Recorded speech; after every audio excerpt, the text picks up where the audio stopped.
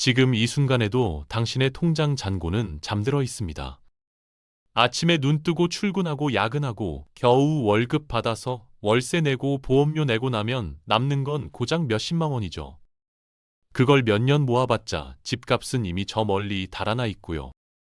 그래서 조급한 마음에 누가 좋다는 주식에 올인했다가 반 토막나고 겁먹어서 팔고 또다시 월급만 바라보는 굴레를 반복하는 겁니다.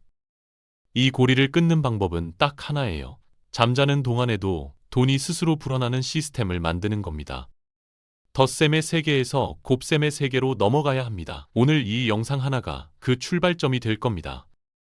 71을 12로 나누면 6이 나옵니다. 이게 뭐냐고요? 연 10% 수익률로 굴리면 내 돈이 2배가 되는데 걸리는 시간이에요. 고작 6년입니다. 1,000만 원이 6년 뒤 2,000만 원이 되고 또 6년 뒤엔 4,000만 원, 다시 6년이면 8,000만 원이 되는 거죠. 이게 바로 72의 법칙이라 불리는 복리의 마법인데요. 머리로는 다들 알아요. 근데 문제는 행동이에요. 주변에서 누가 테마주로 한 달 만에 50% 벌었다더라. 이런 얘기 들리면 가슴이 뛰기 시작하거든요. 그래서 느리지만 확실한 복리를 버리고 단타의 늪에 빠지는 겁니다. 워런 버핏도 내일 주가가 오를지 내릴지 모른다고 했어요. 대신 그 양반은 하나만 확신했죠. 10년, 20년 뒤에 경제는 지금보다 성장해 있을 거라는 사실 말입니다.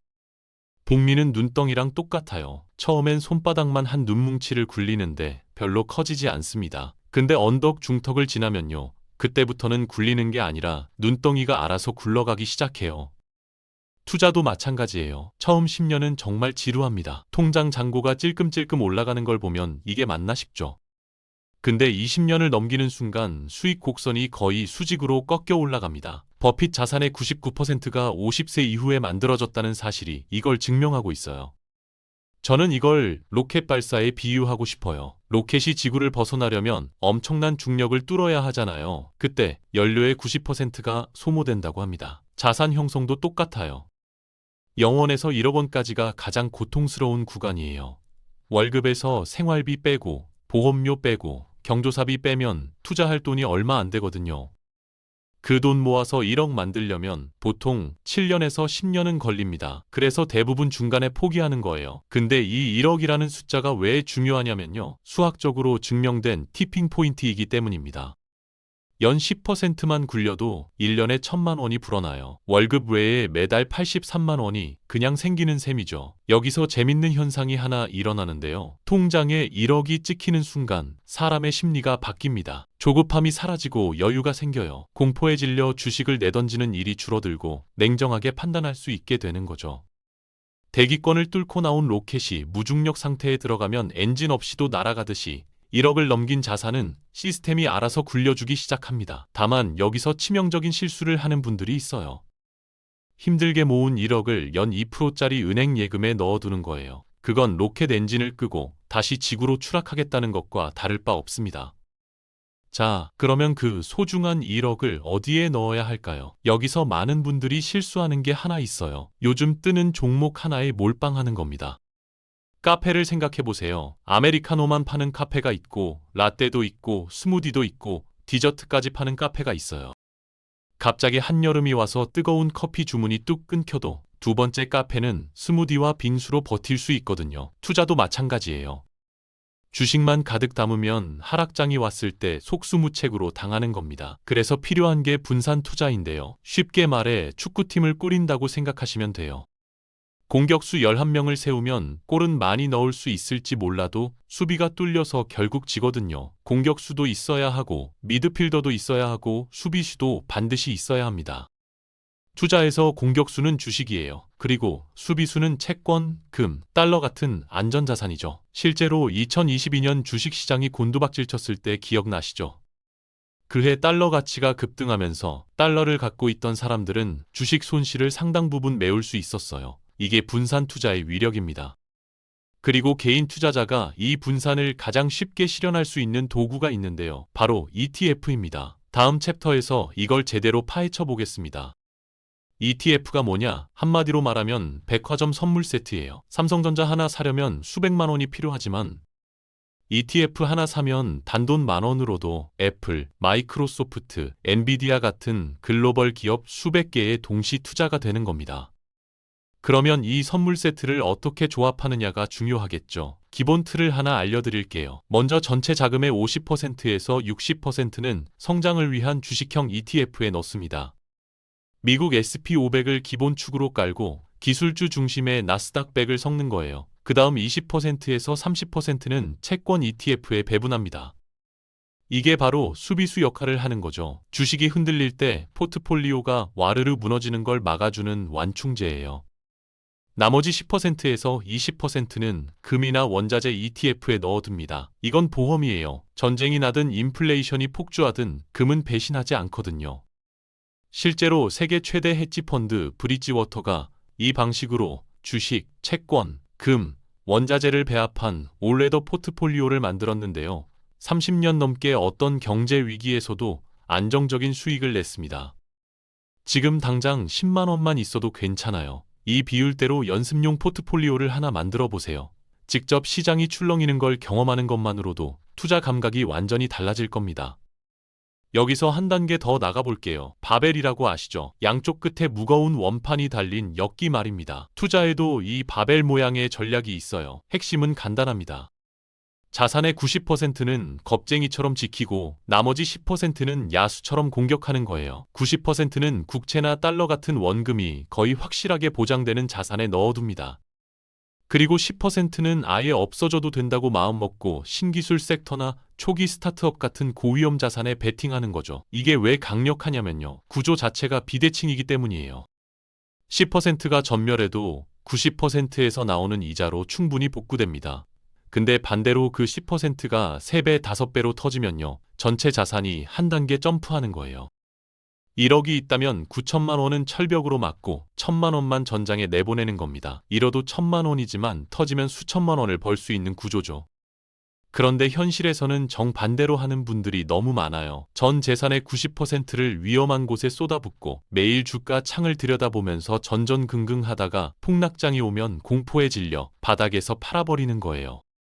중간만 가자는 애매한 전략이 아니라 양극단을 의도적으로 활용하는 것. 이게 자산을 폭발적으로 키우는 사람들의 비밀입니다. 이번엔 위기를 돈으로 바꾸는 방법을 알려드릴게요. 평소에 달러를 조금씩 모아두는 겁니다. 매달 월급의 일정 비율을 달러로 환전하거나 미국 국채 ETF에 넣어두는 거죠.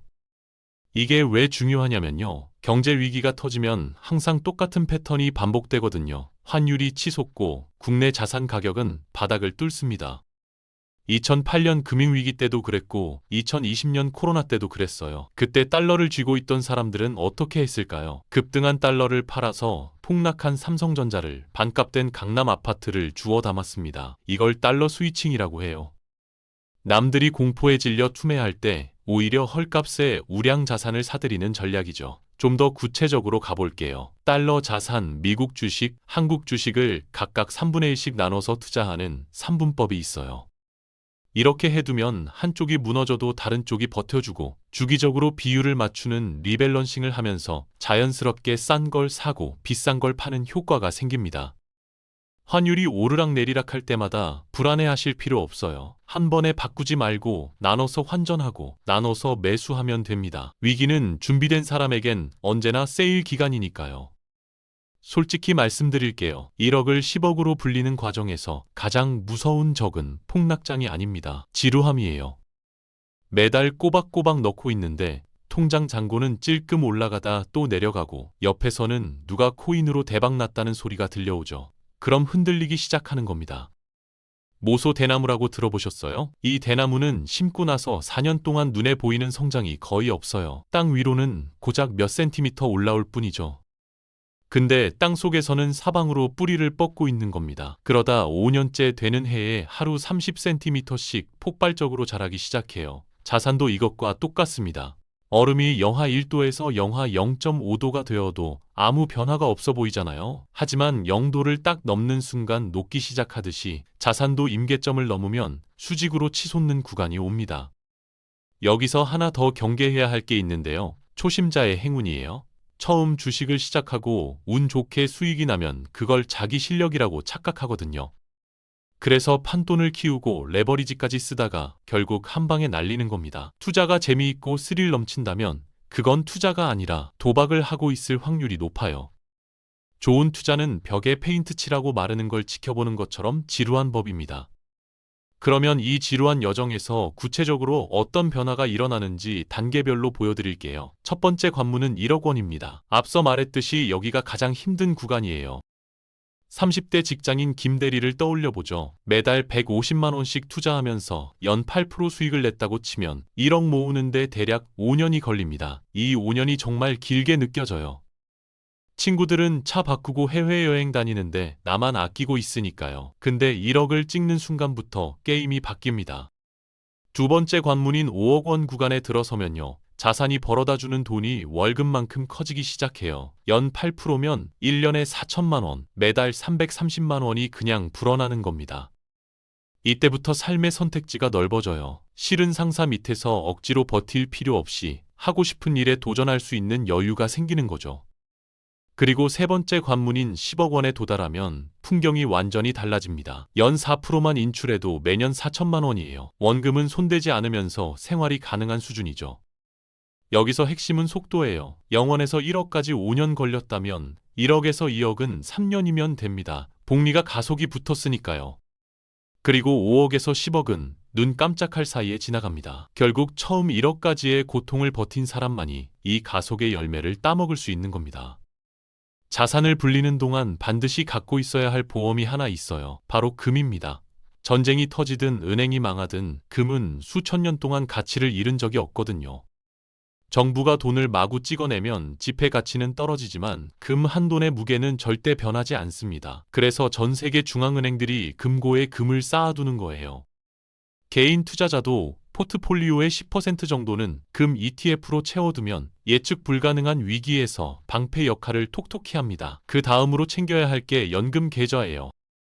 연금 저축이나 IRP 같은 계좌는 투자 수익에 붙는 세금을 수십 년 뒤로 밀어주거든요. 세금 안 된 만큼 그 돈이 고스란히 복리로 굴러가니까 일반 계좌보다 최종 자산이 훨씬 커지는 구조입니다.